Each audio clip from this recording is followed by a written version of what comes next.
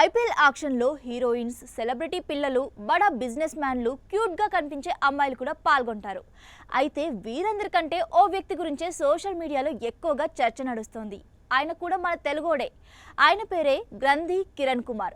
IPL franchise Delhi Capitals కు chairman గా, సహ యజమానిగా ఉన్నారు. ఈయన గ్రంథి మల్లికార్జునరావు చిన్న కుమారుడు. జిఎంఆర్ గ్రూప్ బోర్డులో 1999 నుంచి కీలక బాధ్యతలు చేపడుతున్నారు. మనిషి చూడడానికి చాలా నిండుగా ఉండడమే కాకుండా ఫేస్ పై చిన్నపాటి చిరునవ్వు కూడా ఎప్పుడూ ఉంటుంది.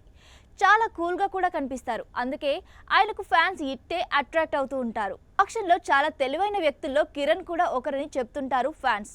ఓ ఆటగాడి కొనుగోలుకు ముందు ఎంతో ఆసక్తి చూపించినట్టు కనిపిస్తారు. కొంత దూరం వరకు లాక్కొచ్చి ఆ వెంటనే పోటీ నుంచి తప్పుకుంటారు.